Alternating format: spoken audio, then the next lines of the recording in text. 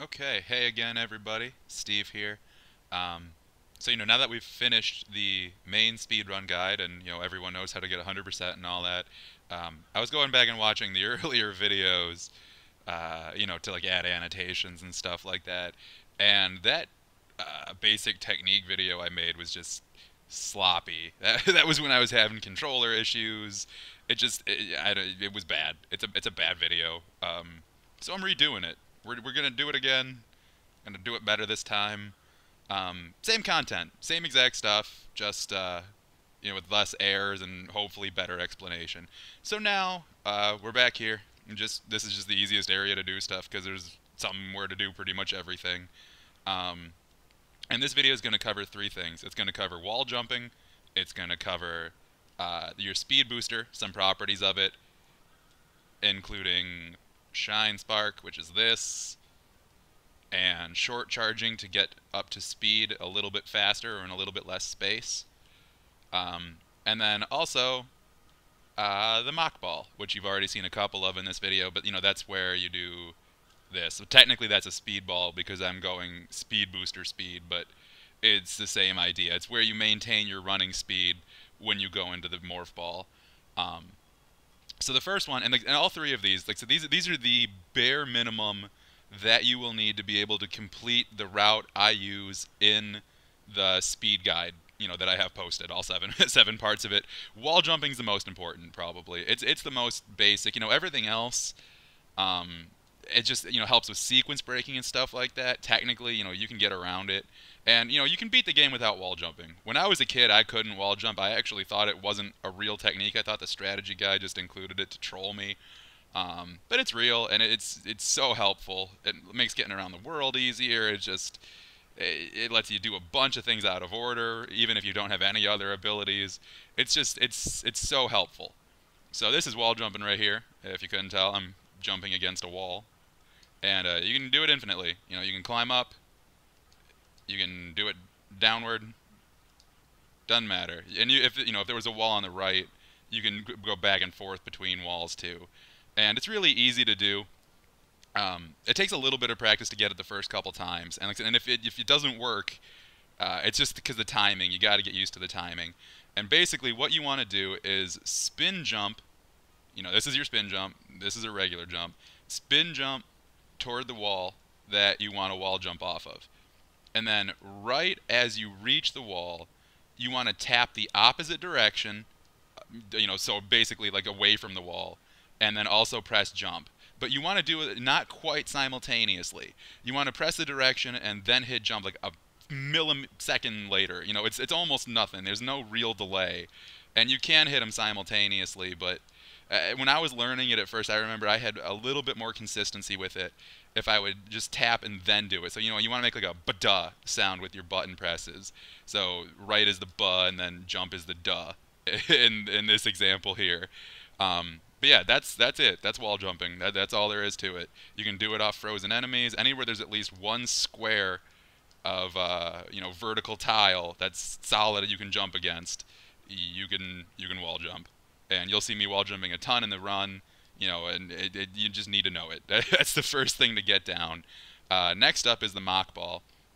And with the mock ball, this is a trick that you basically need in order to be able to do the route I have, because it's what lets you skip the mini boss spore spawn and get that first super missile really early, which is kind of what opens up everything else in terms of doing the game out of order. And again, a mock ball is where you maintain whatever speed you were running at when you go into morph ball. So normally, if you like run and then jump and then morph ball, you just stop like that, or you might bounce if you're like that. Best case you'll do a bounce, but either way you're going to slow down and pretty much reset to almost standing there speed. But the mock ball exists, luckily, so that you can preserve your momentum and go really fast in the ball and become like a little wrecking ball, if you will, just destroying things in front of you. If you do the speed ball, the one where you got the blue after effect because you were speed boosting, that will smash through speed blocks still. It'll break through enemies. It's just like you're running, but you're in a ball. So to do it, get to whatever speed you want to go, and then jump, do a spin jump. Everything's a spin jump. And then when you get to the height you want to be, let go of jump for just a second, like a split second, because that's going to stop you from ascending in the air. The physics in this game are cool. So when you let go of jump, you stop rising, but if you hold jump, you keep rising. Like little short jump, real big jump. It's all just on how long you hold the jump button. But you need to be holding jump by the time you touch the ground in order to do the ball. So let go of jump for just a split second when you reach the height you want, and then immediately hold it again. And the entire time you're doing this, you should be holding run. So hold run, jump, let go of jump for a second when you're at the right height, press it again, and then also while you're in the air, press down once. So Samus is doing this, you know, pointing her gun towards the ground, looking down, getting ready for it, because that's going to get, like, prep you for the ball. And then right as you touch the ground, all you have to do is press down again right as you connect with the ground, and then roll your thumb to forward, just like you're doing a Hadoken or a fireball in Street Fighter. You know, it's the classic down forward motion, or quarter circle forward, you know, whatever you want to call it. That's all you got to do. So tap down while you're in the air, then right as you hit the ground, tap down again and roll to forward, and you'll keep that speed, and mock ball or speed ball, and it's great. So that's that one. And again, you know, the first time you'll see that is like 10 minutes into the very first part of this video, when I get the super missile by rolling under the gates.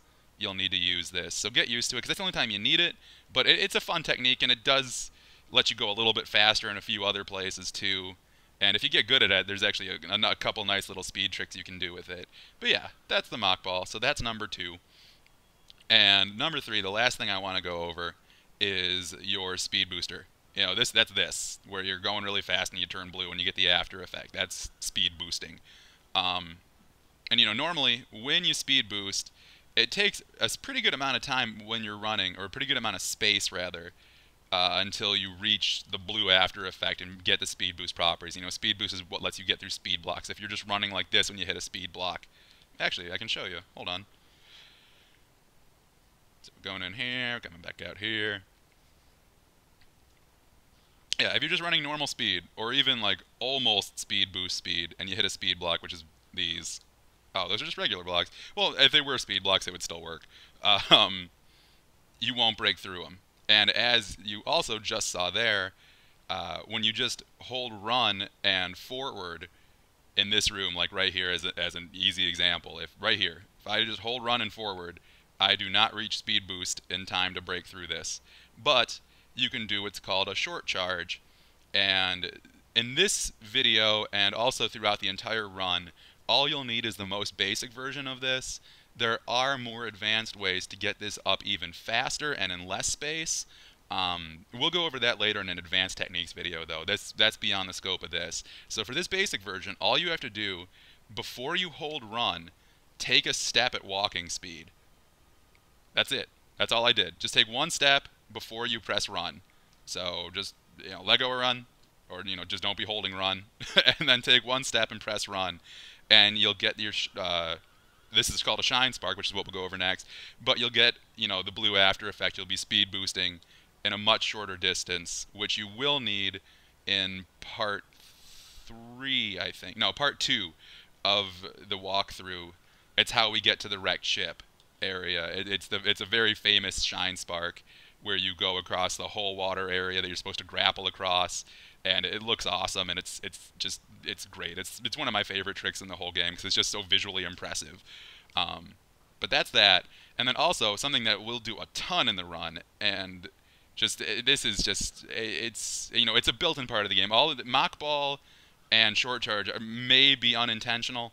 I don't know. I give Deer Force more credit. I feel like a lot of the sequence breaking in this game they sort of had an idea about, but this thing is just, it's in the game. There's actually a little chocobo looking guy who tries to teach you how to do it by showing you it.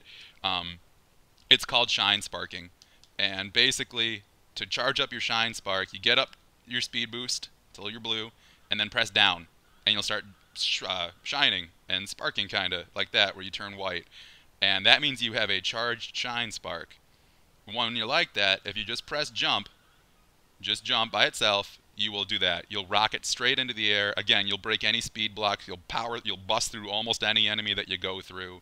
You're basically just unstoppable. And also, you will notice it does do damage to you while you're in Shinespark, so be a little bit wary of that. But you can also do it diagonally, And to do it diagonally, just, press your angle up button, or just aim diagonally up, and then just press jump.